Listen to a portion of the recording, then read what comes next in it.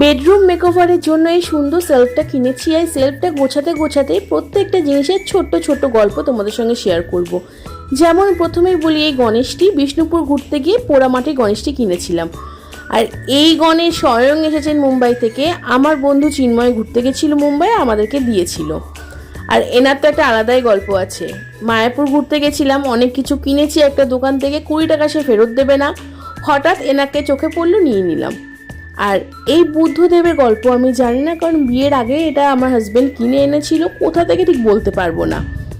এই সুন্দর লক্ষ্মী গণেশের প্রদীপটা আমাকে দিয়েছিল আমারই এক বোন চিনি। ভীষণ সুন্দর কারুকার্য, দারুণ দেখতে। থ্যাংক ইউ চিনি, এত সুন্দর জিনিসটা দিয়েছিলিস আমাকে। এই প্রদীপটা কিনেছিলাম চন্দননগরের লোকাল এক মার্কেট থেকে। মা দুর্গা তার সব পরিবারে এসেছিল রাজের হাত ধরে ভাইফোঁটার গিফট হিসাবে আমার বাড়িতে। আর দেখে চিনতে পারছো এই মন্দিরটি কোন মন্দির? হ্যাঁ, কামাখ্যা গেছিলাম। কামাখ্যা থেকে এই মন্দিরের এক প্রতিরূপ কাঠের মন্দির এনেছিলাম। কাঠের মা দুর্গাকে তোমরা সবাই চেনো যারা পুরুলিয়া ঘুরতে গেছো। আর এনারা তো পুরী থেকে এসেছেন, বুঝতেই পারছো, স্টোন ডাস্টের তৈরি। আর এরকম ছোট্ট ছোট্ট দুটো ফলস গাছ রাখলাম। একটা তো ক্রিসমাসে বায়না করেছিলাম, 3 বছর আগে ভাইফোঁটায় দিয়েছিল এই কাপটি। আর এগুলো তোমরা যারা অনেক দিন ধরে আমাকে দেখছো তারা জানো, যেগুলো ছোট্ট ছোট্ট ভার পয়সা জমানোর।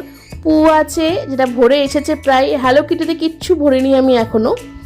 আর এটা হচ্ছে একটা লাইট, যেটা বিয়েতে আমাকে হাজব্যান্ড গিফট করেছিল। হ্যাঁ, লাইট গিফট করেছিল। আর দুটো শার্পনার, দারুণ মিষ্টি দেখতে, একটা দীঘার আর একটা তারকেশ্বরের। বাস গল্প করতে করতে দেখো কি সুন্দরভাবে আমার এই তাকটা গোছানো হয়ে গেল। তোমাদের যদি কোনো রকম স্টোরি থাকে অবশ্যই শেয়ার করো।